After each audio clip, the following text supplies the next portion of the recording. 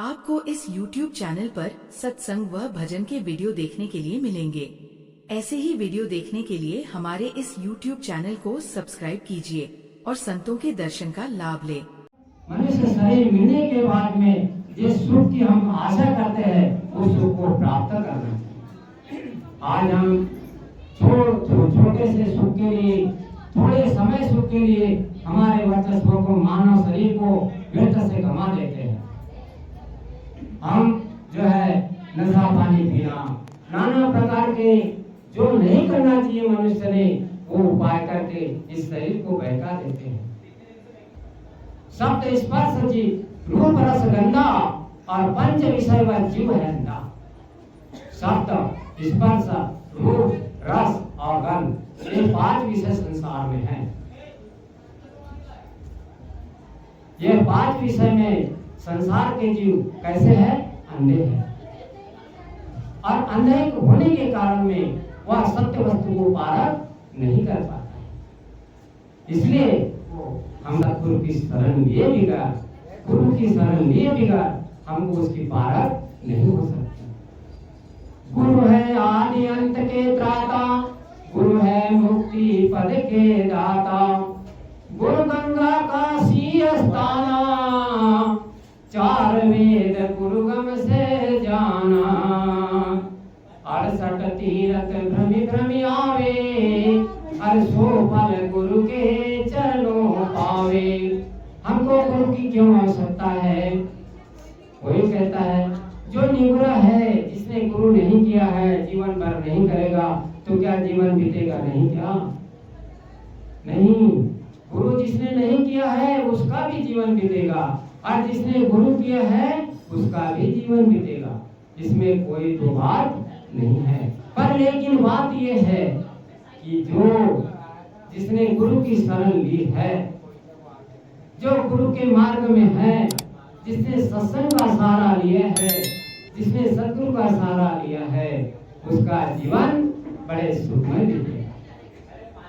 पर लेकिन वह व्यक्ति जिन्होंने गुरु नहीं किया है, जिसको निगुरा बोला जाता है, उसको कोई बंधन नहीं रहता है। तो उसको कोई बंधन नहीं रहता है तो उसकी जीवन भी उसी प्रकार से ऐसा बीतता है जो कि दुख में बीतता है। इसीलिए हमको गुरु की आवश्यकता है। गुरु हमारा एक क्या है? दर्पण है। जिस प्रकार से मनुष्य को अगर हमको हमारा चेहरा देखना हो तो हमारा चेहरा हम कैसा देख पाएंगे?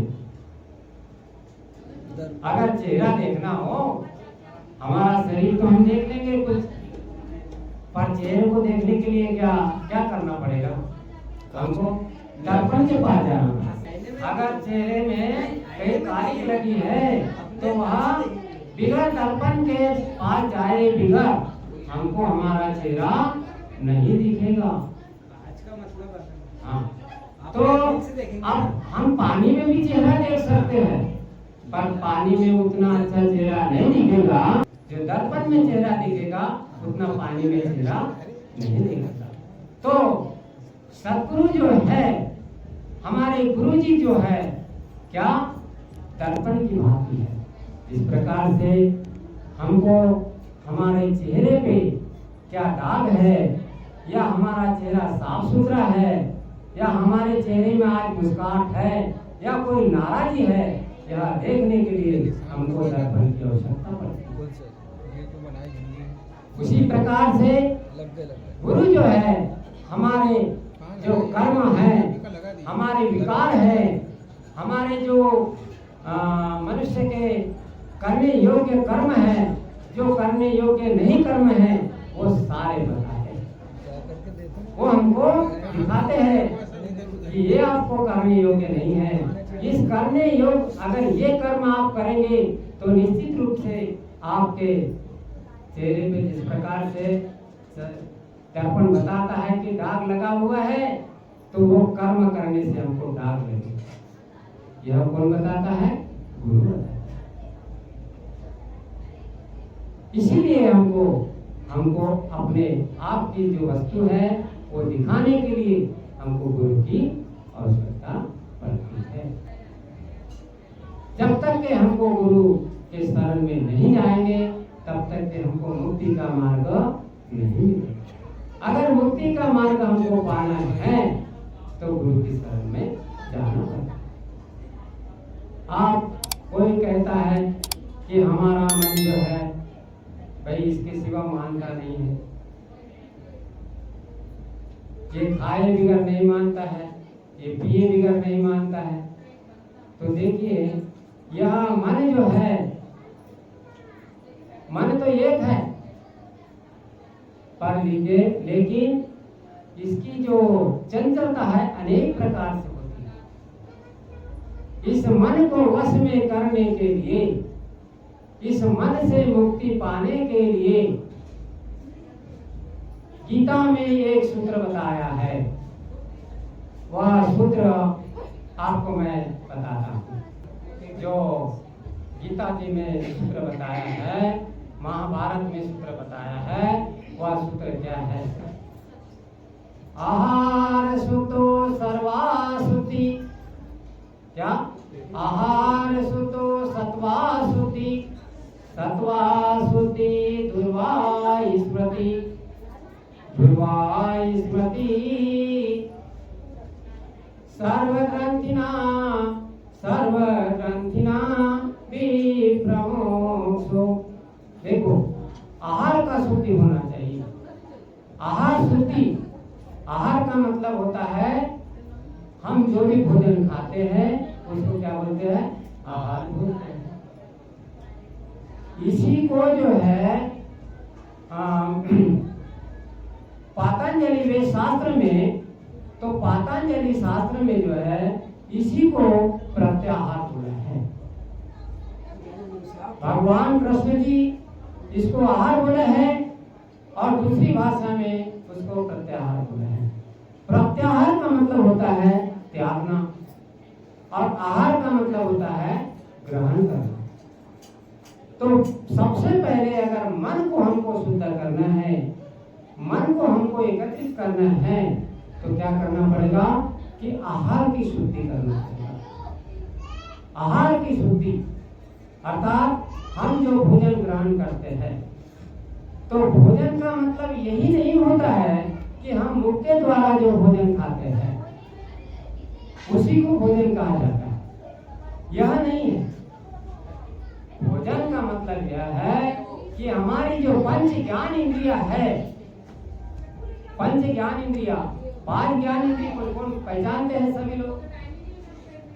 आँख, नाक, कान, जीभ, त्वचा, यह जो है हमारी पंच ज्ञान इंद्रिय है। इस पंच ज्ञान इंद्रिय के द्वारा जो हम ग्रहण करते हैं, पंच विषय को ग्रहण करते हैं। अभी बोला कि शब्द स्पर्श रूप रस गंधा और पंच विषय जीव है अल्लाह। तो शब्द का आहार कौन करता है? कान करता है। हमको अगर आहार करना है तो ऐसे शब्दों का सत्संग को सुनना चाहिए, कथा को सुनना चाहिए, कीर्तन को सुनना चाहिए, किसी मालिक का नाम सुनना हो उसको सुनना चाहिए। पर लेकिन ऐसे शब्दों को न सुने जो हमारे लिए हमारे मन को चंचल कर दे, हमारे शरीर को विचलित कर दे, हमारे विचारों को विचलित कर दे। ऐसे शब्द का आहार मत कीजिए।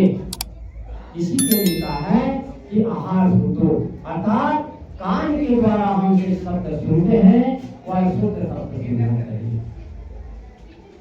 आहार शुद्ध। जीभ के द्वारा जो हम ग्रहण करते हैं, जो जिव्या इंद्री कहते हैं, तो जिव्या इंद्री जो है अनेकों प्रकार के स्वाद में वह भरी हुई, उस स्वाद में हम ना भूले। सतगुरु कबीर साहब कहते हैं कि ऐसा आहार न करें जो कि हमारे शरीर को भी विचलित कर दे, हमारे मन को विचलित कर दे, हमारे विचारों को विचलित कर दे। ऐसा आहार भी न करें। आहार ऐसा करें जो कि हमारे मन को कैसा स्थिर रखे। इसीलिए कहा आहार शुद्धो, अर्थात हमारे आहार का जो है दो शब्द, दो मुख्य द्वारा जो आहार है कान का और एक जीभ का, अर्थात इनसे हम आहार अगर करते हैं तो शुद्ध आहार करना चाहिए। अगर हम कहें कि नेत्र का आहार क्या है, तो नेत्र का आहार है रूप। नेत्र के द्वारा हम देखते हैं, जितने भी हमको दिखते हैं, तो उस रूप के ऊपर कोई ऐसा हो जाता है कि आरूढ़ हो जाता है, और उस आरूढ़ होने के कारण में, उस रूप के ऊपर हमको आशिक होने के कारण में हमारा जीवन जो है तो दुखमय हो जाता है। अगर वो छोटे समय में इस प्रकार से हम उसको ये कर ले, आशिक हो जाए, तो वह जीवन भर के लिए हमको दुख अगर है, तो उस आहार को हम ग्रहण करने से कौन सा फायदा?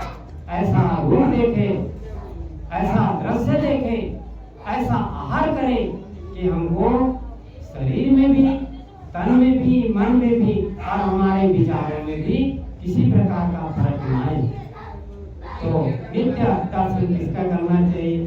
संत महात्माओं का दर्शन करना चाहिए, साधुओं का दर्शन करना चाहिए।